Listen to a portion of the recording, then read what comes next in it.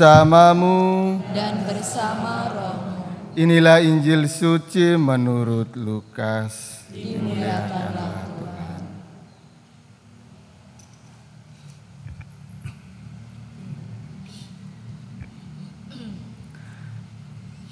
Beberapa waktu kemudian berangkatlah Maria dan langsung berjalan ke pegunungan menuju sebuah kota di Yehuda. Di situ ia masuk ke rumah Zakaria dan memberi salam kepada Elisabet.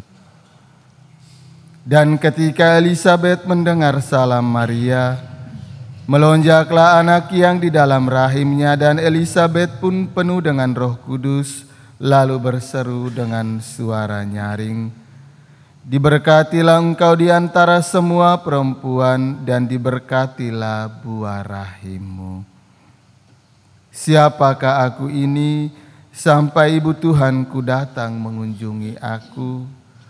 Sebab sesungguhnya ketika salammu sampai kepada telingaku, anak yang di dalam rahimku melonjak kegirangan. Dan berbahagialah ia yang telah percaya, sebab apa yang dikatakan kepadanya dari Tuhan akan terlaksana." Lalu kata Maria, "Jiwaku memuliakan Tuhan dan hatiku bergembira karena Allah juru selamatku. Sebab ia telah memperhatikan kerendahan hamba-Nya.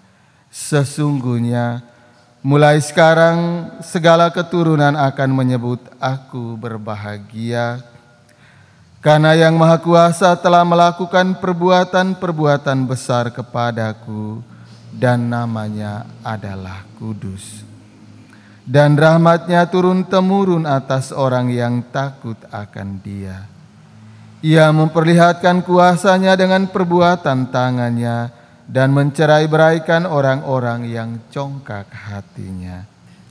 Ia menurunkan orang-orang yang berkuasa dari takhta-Nya dan meninggikan orang-orang yang rendah. Ia melimpahkan segala yang baik kepada orang yang lapar dan menyuruh orang yang kaya pergi dengan tangan hampa.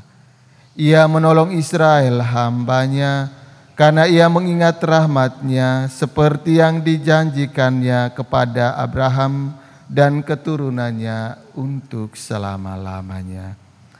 Dan Maria tinggal kira-kira 3 bulan lamanya bersama dengan Elisabet. Lalu ia pulang kembali ke rumahnya. Demikianlah sabda Tuhan. Terpujilah Kristus.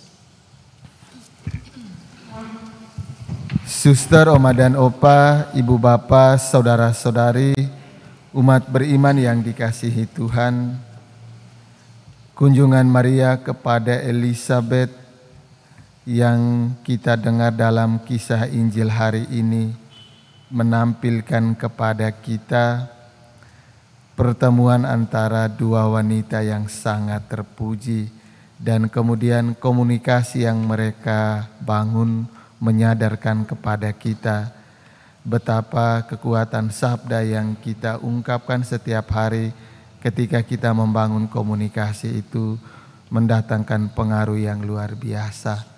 Ketika salam Maria sampai ke telinga Elisabet, Yohanes Pembaptis yang ada dalam kandungan Elisabet pun melonjak kegirangan. Karena komunikasi yang dibangun antara Maria dengan Elisabet adalah komunikasi yang dilandasi dengan kasih yang tulus dan kerinduan akan satu sama lain yang mendalam antara Maria dan Elisabet. Maka komunikasi yang dibangun antara Maria dan Elisabet juga mengajarkan kepada kita di dalam keseharian hidup kita, di dalam komunitas, di dalam rumah tangga, juga di tengah masyarakat. Setidaknya komunikasi yang kita bangun harus mendatangkan damai dan sukacita.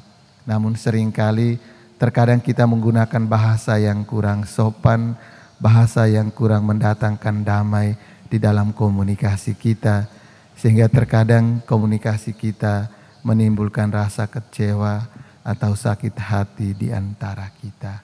Maka mari kita berjuang setelah merayakan pesta Maria mengunjungi Elisabet saudaranya, kita berjuang untuk membangun komunikasi kasih di dalam keseharian hidup kita. Semoga